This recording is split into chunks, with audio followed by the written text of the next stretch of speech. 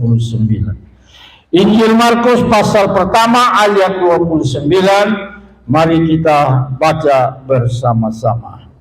Sekeluarnya dari rumah ibadah itu, Yesus dengan Yakobus dan Yohanes pergi ke rumah Simon dan Andreas. Sekali lagi, Markus pasal 1 ayat 29, 3, 2, 1. Sekeluarnya dari rumah ibadah itu, Yesus dengan Yakobus dan Yohanes pergi ke rumah Simon dan Andreas.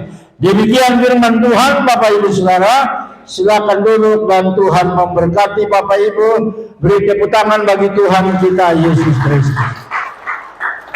Bapak Ibu, Simon dan Andreas adalah orang yang istimewa.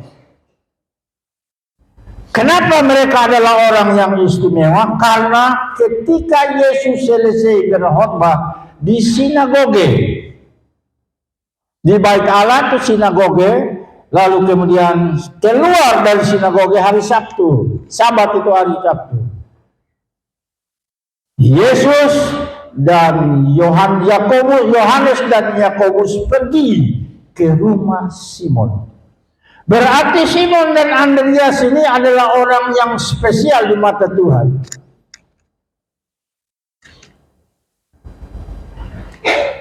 Kalau kita lihat di sana, saudara kekasih, kalau kita baca ayat 29 terus sampai ke bawah, saudara akan menemukan banyak orang disembuhkan oleh Tuhan.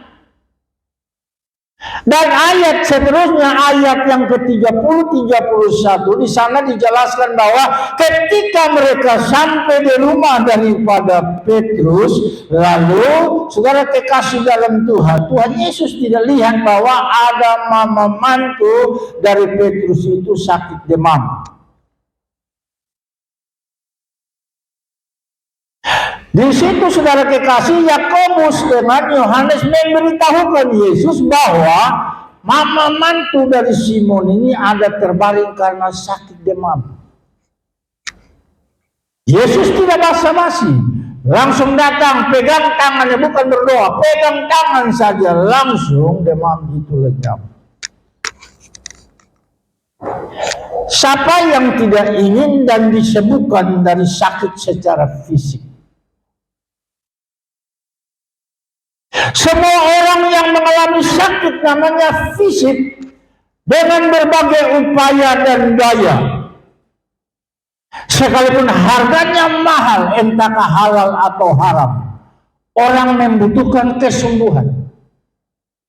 Dan mereka akan bayar harganya untuk sembuh dari sakit penyakit. Apalagi sakit terlalu lama. Banyak godaan itu datang, setan datang, lalu kemudian hamba Tuhan dalam berupa setan datang, lalu kemudian berbagai penawaran. Saudara pernah baca tentang si Yesus setelah selesai berpuasa 40 hari. Datang pertama iblis berupa firman. Dia datang, dia bicara kepada Yesus, ada tertulis, ada firman. Kalau engkau anak Allah, roboh batu ini jadi roti.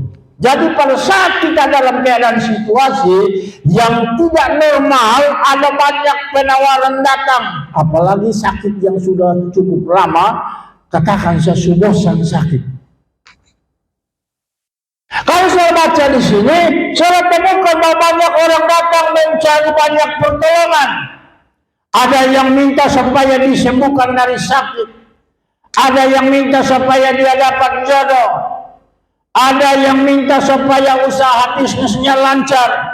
Ada yang minta supaya dibebaskan dari belenggu ikatan iblis. Dan macam-macam. Dan secara naluri kemanusiaan hal yang lumrah. Karena kalau ada seseorang yang punya kelebihan, maka kalau ada orang bisa bergantung kepada hal yang biasa. Tapi pagi ini saya perlu sampaikan kepada kita bahwa orang-orang yang datang itu mereka tidak memusingkan jiwa mereka.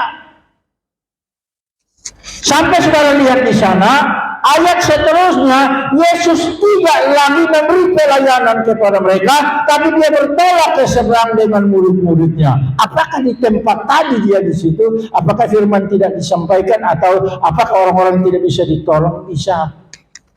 Tapi rupanya Yesus mengelakkan diri untuk tidak lagi memberi pertolongan kepada orang-orang karena dia tahu mereka datang itu hanya membutuhkan kesembuhan secara tubuh atau fisik.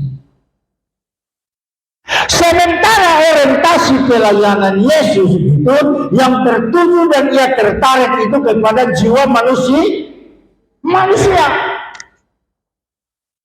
Tubuh lebih penting atau jiwa lebih penting? Alkitab berkata, apa gunanya seseorang memiliki harta kekayaan sedunia ini, tapi dia kehilangan jiwa? Jiwa kita ini lebih penting. Kenapa? Kalau jiwa sudah dipulihkan, jiwa sudah disembuhkan, otomatis tubuh juga akan berlangsung sembuh.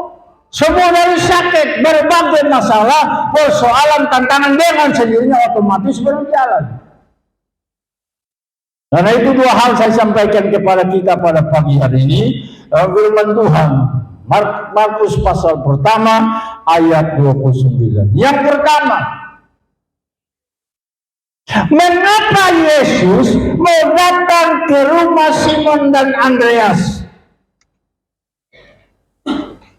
Maka pertanyaannya, bagaimana caranya supaya Simon dan Andreas ini bisa mengalami mujizat Tuhan dalam hidup mereka, membantu disembuhkan orang lain tertolong. Hal yang pertama yang mereka lakukan adalah mereka ini hidup dan bergaul dengan Tuhan. Yakobus, Yohanes, dan Andreas itu murid Tuhan Yesus. Mereka bersahabat dengan Tuhan, berkawan dengan Tuhan. Mereka melakukan aktivitas bersama-sama semasa Yesus masih ada di dunia. Kalau saudara hidup bergaul dengan Tuhan, dengar saya kasih tahu rahasianya. Keluargamu pasti diperhatikan. Katakan amin. Kalau engkau hidup bergaul dengan Tuhan, hidup bersama Tuhan, bergaul dengan Tuhan, keluargamu pasti diperhatikan oleh Tuhan. Mama mantu daripada Petrus diperhatikan oleh Tuhan. Kenapa? Karena Petrus adalah orang yang, Simon adalah orang yang bergaul dengan Yesus. Jadi pastikan diri kita, kalau kita ini orang yang bergaul dengan Tuhan, bergaul dengan Tuhan, hidup bersama dengan Tuhan, saya percaya Tuhan tidak saja pedulikan keluargamu tentang kesehatannya, tapi Tuhan memperdulikan keluargamu, dirimu, bukan hanya soal masalah-masalah tubuh, tapi masalah rohani. Apa yang Tuhan siapkan, Tuhan berikan secara tubuh kepada orang-orang yang bergaul dan hidup bersama Tuhan. Pertama, Tuhan mencukupi setiap keperluan mereka. Tiap hari ini kan kita butuh makan minum. Siapa yang tidak butuh makan minum tiap hari? Dari pagi kalau hanya minum saja, siang dan tidak makan sampai sore pasti mata gelap, mata kunang-kunang karena lapar. Dan kita ini tiap-tiap hari, dengar baik-baik itu, membutuhkan makan dan minum. Dan itu Tuhan cukupkan semua. Yang penting saudara bergaul dengan Tuhan, hidup bersama dengan Tuhan, otomatis tidak usah pikirkan tentang soal keluarga, dan Tuhan akan menjamin, Tuhan akan mencukupkan dengan cara Tuhan. Tuhan tidak saja memperdulikan soal jasmania, tapi Tuhan memperhatikan sampai kepada rohani kita. Yaitu Tuhan buat kita, rohani kita tiap hari itu dia terus naik.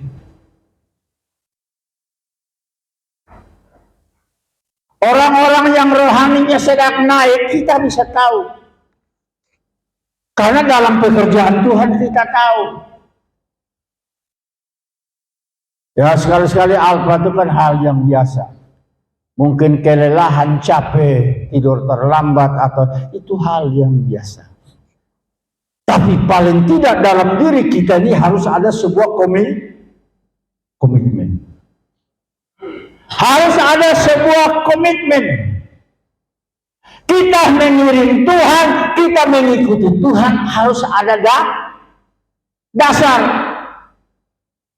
Kalau tidak ada dasar yang kuat dalam diri kita mengiring Tuhan, kita akan terombang-ambing di tengah perjalanan. Nah, bagaimana supaya kita memiliki dasar yang kuat? Dasar yang kuat hanya berada pada firman dan Yesus. Banyak baca renungkan firman Tuhan. Banyak dekat diri dengan Tuhan dengan cara berdoa, memuji dan menyembah. Saya percaya sudah mendapatkan kekuatan yang luar biasa dari Tuhan. Apa yang memberi kekuatan? Firman yang memberi kekuatan. Sehingga engkau tidak akan goyah, tidak panas dingin. Engkau panas terus, dan kalau memang engkau mau dingin terus. Alkitab berkata, kalau engkau tidak panas dan engkau juga tidak dingin. Karena kalau sudah demikian panas, sonde dingin, sonde, apakah ada orang mau pakai kita? Tidak pakai, karena dianggap ini orang tidak punya pendirian, ini orang tidak punya keputusan. Makanya ikut Tuhan itu punya keputusan. Saya tertarik dengan lagu. Kajian orang-orang dunia, sekali mereka untuk dunia, mereka tetap dunia, mereka tidak pusing Tuhan. Nah, kalau saudara dan saya kan punya saudara dan saya punya dasar yang kuat bahwa hidup manusia ini hanya tidak saja di dunia ini, tapi hidup manusia dari dunia ini akan berakhir di surga. Maka harus ada keputusan. Kalau engkau menjadi orang spesial di mata Tuhan, engkau adalah orang yang bergaul dengan Tuhan, hidup dengan Tuhan. Percaya saja perjalananmu sukses. Tuhan tidak peduli kecukupan makan minum, tapi Tuhan peduli tentang usaha, bisnis, pekerjaan, studi, pendidikan, dan Tuhan peduli engkau. Engkau akan naik, Alkitab berkata dalam Keluaran pasal 28 ayat yang ke-13, engkau naik, engkau bukan turun. Makanya kita mesti periksa diri. Ikut Tuhan begini lama ini, kotong sunai, kau masih tetap di bawah standar. Nah, kalau masih tetap di bawah standar, usahakan. Yesus berkata, aku kaya rela jadi miskin supaya kamu diperkaya.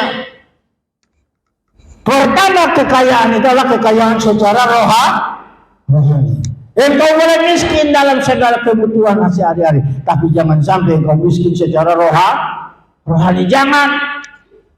Kita semua dilahirkan datang tidak bawa apa-apa, bawa gigi juga sonde, bawa pakaian saja sonde. Tapi bersyukur sampai hari ini kita pun mata masih bisa melihat, ada gigi punya makanan. Kita masih normal, bukan abnormal. Itu kita harus bersyukur kepada Tuhan. Bahwa Tuhan Allah kita Allah yang luar biasa. Dia sanggup dan mampu mencukupi setiap keperluan kebutuhan kita. Asalkan hidup bergaul dengan Tuhan. Asalkan kita hidup bergaul di dalam Tuhan. Jangan di luar Tuhan. Alkitab berkata, jika engkau mengutamakan Tuhan lebih dulu, maka segala sesuatu merupakan bonus Tuhan berikan kepadamu.